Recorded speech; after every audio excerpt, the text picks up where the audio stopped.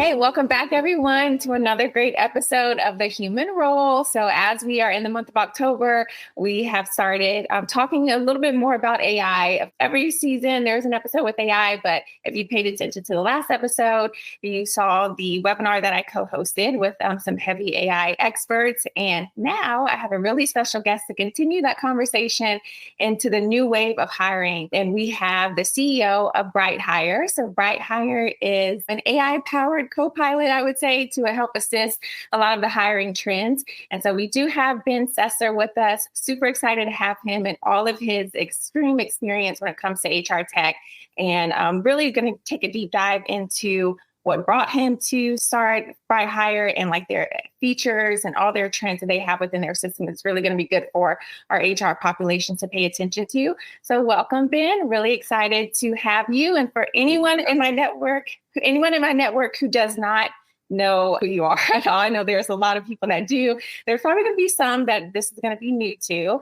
So I'd like to just give you the floor first and kind of go through your background and kind of what led you into BrightHire here today before we get into the nitty gritty. Yeah, thanks for having me. I'm excited to be on. As you mentioned, the co-founder and CEO of BrightHire. BrightHire has been around for 5 years. A lot of folks say that they fall into recruiting or HR, which is true. But yeah, my background in this space goes back more time than I would care to admit, back to actually education. So I was a labor relations major, ended up working at a company that did HR research and best practices for a lot of really large enterprises, and kind of just fell in love with the people side of business, and also very passionate about how folks find opportunities, whether that be through education and careers. And so I did that. And then I got into tech. I've been in tech for about 14 years. And before BrightHire, I was the COO of a venture-backed company. And a couple of my jobs in that role were running people and talent and finance. And in that role, realized that, as we grew from a couple dozen people to in the hundreds, and I, sort of signed every offer letter, approved every headcount, interviewed every candidate. Two things struck me. One was that it was very evident that,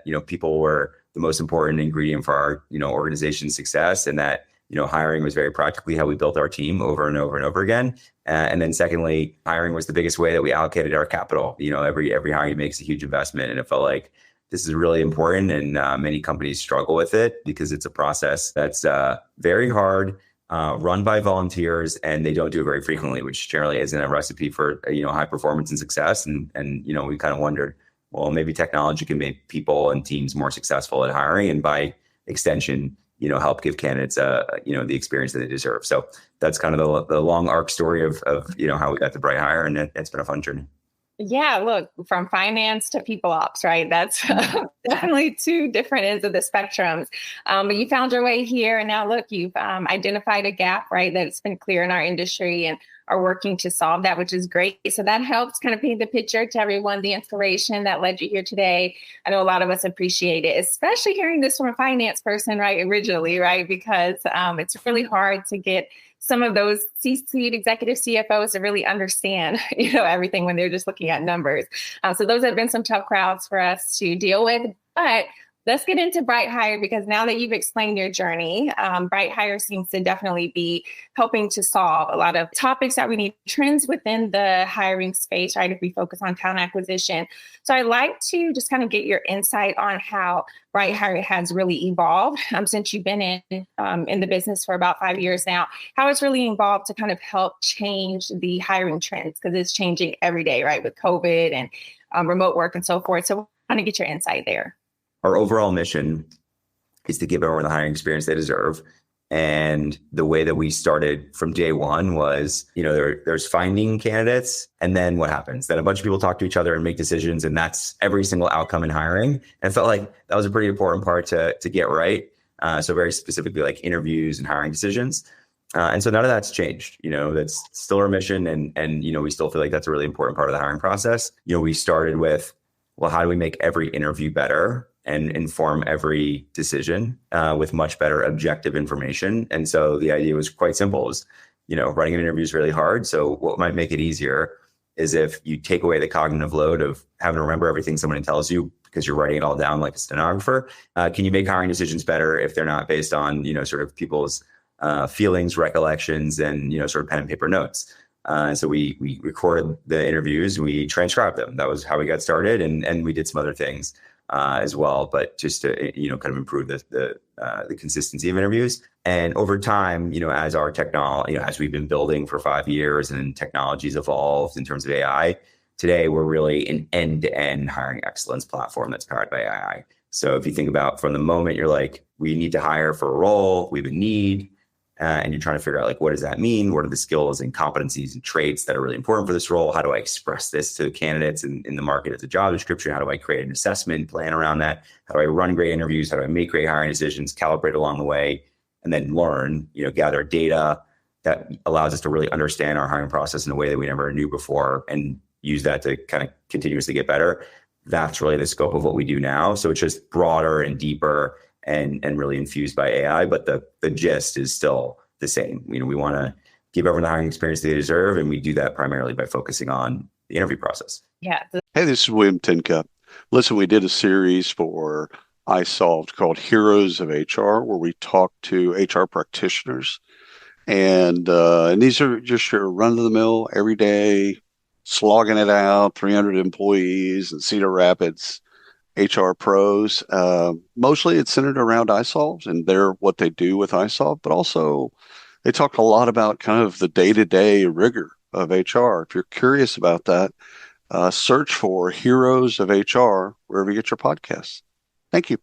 That's perfect. Look, I always see like through my LinkedIn feed is everyone is looking for jobs and being ghosted, and recruiters are posting they've got 200 applicants and they're claiming not to use AI, but trying to, just use a human themselves. It's like we need to keep this as a tool, right? Because it can be super helpful.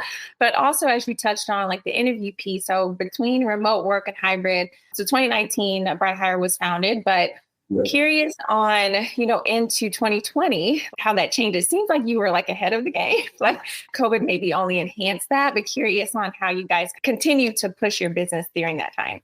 Yeah, the nice way of looking at it is that we just, we could see around a corner and we were ahead of the curve. The other way to look at it is that, we were, out of our minds because we started our business before remote work and everyone, interviewing and hiring on Zoom. And we just felt like so passionate that technology could really make this part of the hiring process better, and that how, kind of revolutionary that would be for everyone, inclusive of candidates, that we sort of ignored the fact that, not every hiring interview was happening on, remote and Zoom. We just sort of said, well, even if it was only the phone screen or the first and second interview, but not the on-site interviews, like that would still be really, really, really valuable. So we just felt really passionate about it. And then, of course, when the world, started hiring in a much more virtual fashion, that was a big accelerator for our business. And, we sort of were in a good, right place at the right time to some extent at that point. Yeah, almost like you foresaw the future a little bit there. So, super cool with that piece. And then, so definitely, like I've seen a lot of your videos. So to my population that has not, I'll make sure to connect you all with Ben through this post, but then also make sure to post a link for BrightHire yourself, so you can either look through the website, go get the demo, because this is going to be super, super helpful, especially if you are hiring within your company. Exactly what Ben talks about within his post is that BrightHire can help identify trends. So specifically what he's mentioning now, help you get ahead of your competition as well. And maybe even identify like gaps within your own company that you may or may not realize. So curious, Ben, like what additional features do you think BrightHire has that are definitely valuable to recruiting and hiring managers as they're going through like a candidate experience? I'll start with hiring managers. So for a hiring manager, hiring is a big deal. You're adding to your team. Hiring is hard. People are not these black and white, and neither are roles, right? It's two things that have a lot of gray that you're trying to create alignment. And so we want to make hiring managers more confident that they're going to make the right hires. And so the way we do that is by giving them much, much better objective evidence that they can go back to make their decisions. And the way that we do that is we capture the interviews, right? Not just their interview, but the interview that their interviewers do on their behalf, right? At the end of the day, as a hiring manager, you have a bunch of other folks who are doing a job on your behalf to, talk to great candidates and learn about them and evaluate whether they're going to be a great fit. And then, very often what you get back is a couple of sentences of a summary and like a thumbs up or a thumbs down, which is really hard, right? It makes hiring managers self-conscious and lack confidence about, ultimately these really important decisions that they make. And so by giving hiring managers, kind of incredibly more high fidelity information, like the actual detailed notes from every interview automatically and highlights of the candidates so that they can take an interviewer's feedback and combine it with like the actual candidate's qualifications in their own words to triangulate that perspective, it puts them in a much more confident position to feel like they're going to make the right hire and put the right, individual on their team. So that's, for hiring managers, it's a huge, huge value add just from a confidence perspective. We also save them a bunch of time, which is really nice by doing things like making it automatic to write interview notes and, submit feedback in a click and do a bunch of other things that just like makes their life easier. And then for recruiters, yeah, I mean, it's a bunch, right? So day in and day out, recruiters are having conversation after conversation after conversation. So one is just a quality of life. There's just a huge quality of life improvement when, your notes are taken for you, and it's just a lot. It's like it's just an easier way to go through your day when you can talk to somebody and have a natural conversation, not be worried about writing everything they say down and forgetting it. So that's like one thing. So it's like quality of life and time savings is definitely there, but it also puts recruiters in a position to be a real consultant to their hiring teams, because not only they have visibility and shared context, right? It's hard to be a consultant to someone when you can't see the same thing as them. But when, a recruiter can now talk to a hiring manager about a candidate and they can look at the same evidence from that candidate and talk about, well, why do you think this person would be a great fit? And what are your questions? And let's talk about them. And let's be really objective about it. That puts a recruiter in a really cool position to advise and really have visibility into what's happening with their candidates. Because ultimately a recruiter wants to, help their teams make the right hires, give a candidate great experience. And you can do that so much better when you have visibility and you can really collaborate really effectively with your hiring teams. And then lastly, it helps recruiters manage, candidates and to make sure they get a great experience, right? It's really hard to keep track if you're a recruiter of an enormous number of candidates that you might be talking to. And so you can go back and never forget a detail and remember the follow-ups and we can automate some of that with some alerts and things that are really useful. It just helps them ensure that every candidate has a great experience in a way that's much more scalable. Yeah, so absolutely. Because look how many times at least in my career, there are some companies, of course, that have their own recruitment team, but then a lot of times HR is the recruiter, at least a part of that process between being the liaison between the recruitment team and the hiring manager and trying to understand that. So I'm sure there's plenty of times in history where someone has been writing something down and might have missed something that the candidate has said, right? And so that could also be an issue if that was a big qualification for the role. So this is great. And then how many times does someone really go and type up every single thing after the fact, right? Something is definitely going to get missed or shortened. Yeah, so like I said, so this is such like a great tool, and it's really fascinating to see just kind of how the world is evolving and how people like yourself are ensuring that these potential like gaps are being closed as much as possible. Let's get into client testimonials. So I wanted to ask you a little bit if you can, share and elaborate some more on your clients and their success stories on how your company has helped them evolve in this space.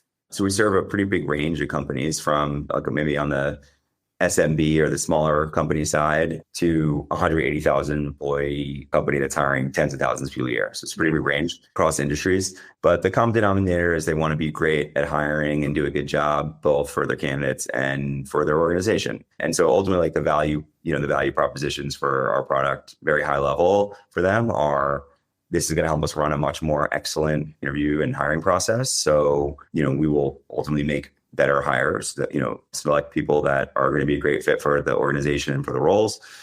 Secondly, we're going to help save everyone much time and just make that streamline the process, right? Hiring process is a lot of work for a lot of people in an organization. And so if you can streamline it and make it more efficient, that's really beneficial because time is money and, everyone is very busy. So it's great to be able to use some automation to automate people's interview notes and do things like that just, make life easier for everyone.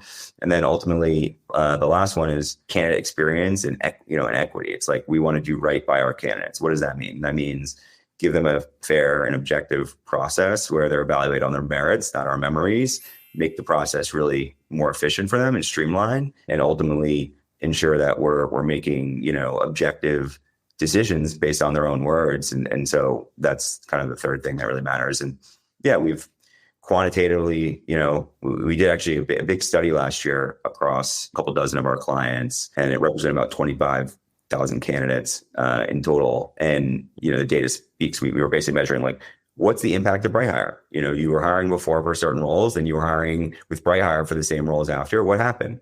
And we saw things like 28% more feedback was submitted for candidates. It was both submitted more frequently and faster, about 30% faster. So that was like thing one, which is both quality and efficiency. We also saw there was almost a 20% reduction in candidates withdrawing from their process. So candidate drop off. So that speaks to candidate experience. Why? Because it's a more thoughtful process that's more efficient. So less candidates pull out of the process and say, this isn't for me. So there was just a lot of quantitative data to back up things that we sort of already, knew and had heard from our clients, but at scale. That's perfect, because I definitely think along the way, naturally, balls are dropped, right? And so this is definitely really helpful for the team. I'm sure it's a big stress reliever for the recruitment team, the HR team. But then also, as you mentioned, I've said several times in past episodes, this is now turning into an employee market versus an employer market, right? Where employees are saying this is what they want, and they're really wanting a lot of flexibility, especially with their work schedule. And so I think having your system really help your recruitment team and really just making sure all things are documented, noted, and you're putting the right person in the seat versus just throwing someone in the seat and just hoping it's going to work. The recruitment process and hiring process is tough, and getting that right candidate and having that right candidate stay is really a big deal, because that's just, I'm sure there's also got to be some documentation of like ROI that your company has helped, businesses save right along the way when it comes to that. So I wanted to also, before we close out today, really get your insight on the AI world in the HCM space. So there was a lot of questions, a webinar that I co-hosted recently, some HR people asking, how many jobs is AI going to take? And, how do we know if a candidate is using, AI to answer the questions virtually? Some of that stuff is just inevitable, right? We can't really, it's like, hey, they lie and then they get in there and they can't do the job. It's like one of those things. But there's definitely at this point, I think it's pretty clear that there are going to be some jobs, right, that may potentially go away or maybe change. And I've been encouraging everyone over the last year or so to really become more strategic. So the mundane tasks that you're probably used to doing every day, use AI as a specific tool to kind of better help enhance that. Because if your company is not using AI, you're definitely far behind. You got to just start accepting it and using it. So really curious on your insight, Ben, since I look at you as like a heavy expert, right, on the AI space. How do you continue to see the future evolving, and any additional insight on, jobs or interviewing stuff that you can provide from like the AI space? There's a lot there.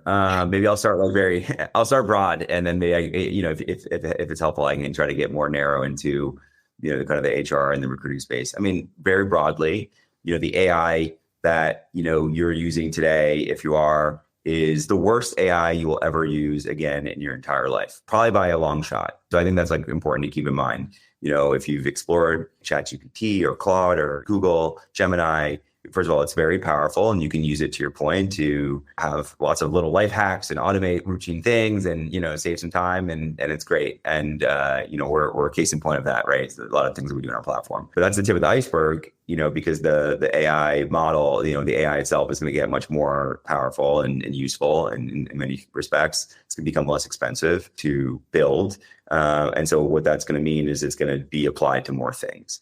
And I think, to your point, it's going to be applied first and most directly to things that can be automated, things that are routinized and simpler. Although sometimes ChatGPT feels like, you're having a conversation with a person. It's not, it's a model, and, it's a little bit of like a parlor trick, but it is really good for synthesizing things and automating things and doing those sorts. And you should assume that most of those sorts of tasks are going to get automated in the very near future, because that's really the case. It is not, going to replicate, the creativity and the dynamism in your mind and the human mind. And for a lot of things, again, even though sometimes it seems like it feels like it's, like that, that's not actually what's going on. But it is going to become much more powerful very quickly. And so it's really definitely very important to lean into it.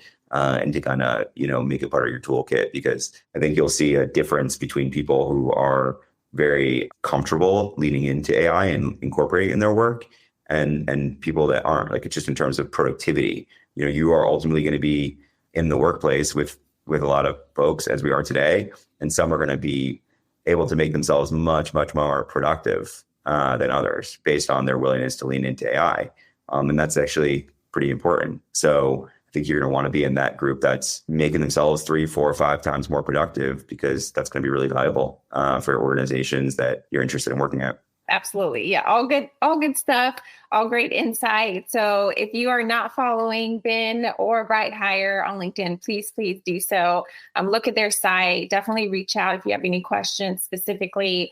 You can absolutely, of course, request a demo. I would say try to get this within your company, even if you can't budget it in this year, because we're closing the year out now, but maybe try to bucket it in for next year. So it's definitely going to be beneficial. And obviously it will take probably a good year or so to kind of start seeing the enhancements of it, but definitely is going to be beneficial from that end. So thank you so much, Ben, for joining us today. Really, I'm happy to have you on. Looking forward to the future updates. So I'm going to reshare all those updates on my page as Ben puts out more clippets and snippets of the enhancements of BrightHire, and hopefully, future episode, maybe at some point next year, we can have you on again and get some more updates from that end as well. I love that. Coming up in another couple of weeks, another great episode. I'll save that for when we launch and post it out. But thank you all so much for joining again. See you soon. Bye.